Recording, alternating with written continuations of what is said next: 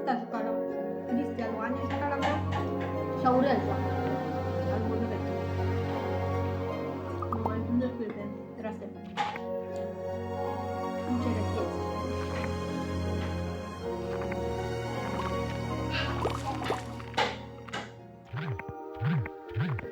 Da, vezi că zice ce trebuie să faci. Vezi că ai spus acolo? Eu tot sparg, uite aici. Da, dar uite, trebuie să spargi 12 baloane. Vezi? Aici combini. Așa. Tu trebuie să spargi, uite, 12 din astea, vezi? Albastru, uite, mai ai de spart 7. Uite, asta acum aduce așa, de exemplu, și spargi, uite, mai mult, vezi? Gata, ai trecut la asta. Da? Dar ce faci acolo cu fata aia? De unde?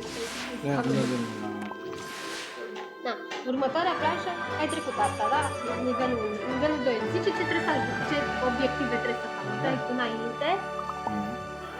Și uite, ai ajuns la planșa 2. Să-i joacă. Spune-i la Antonia să-mi bage asta, nu așa. De fapt, și așa. Ai mâncat și tu? Nu, acum. Lasă să mănânce ca mică, n-am mâncat. Eu nu e vorba de mâncare pe mine, e vorba de fac nimic. De ce să mănânci? Uite, aici trebuie să spargi 25 de din alea. Și uite, faci așa. Uite aici așa. Nu, tu trebuie să-ți faci, uite, acadele din astea. Uite-mă, ascultă. Stai, nu, uite. De exemplu, 2 acadele din astea spargi un rând întreg, vezi? Și trebuie să faci, să combini, uite, acadelele și să faci mai multe, cât mai multe pe un rând, ca să-ți dea ajutoare din alea. Așa le-ați sparge mai multe chestii, mai multe. Dar vezi că ai și număr de mutări. Trebuie să Dar spargi. las că am văzut deja, gata, lasă-mă să și descoper, că nu, dacă Nu, mă trebuie să, vezi, dar uite că nu ai. Trebuie să spargi 10 din astea din 19 mutări. Da. Că dacă ți s-au dus mutările și nu ai spart alea, ai murit.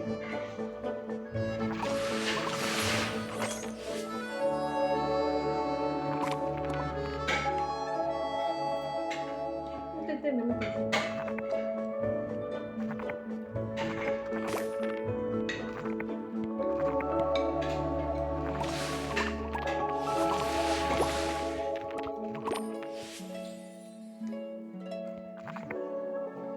Când stau și câte o zi întreagă la o plașă.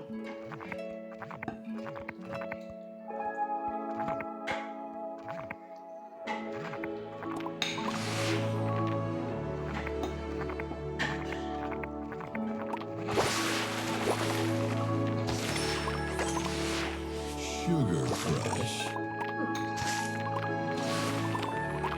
Ai număr limitat de mult, ai spate.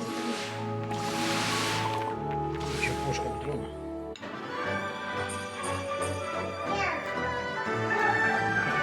Nu mai fac! Hai, papă frumos!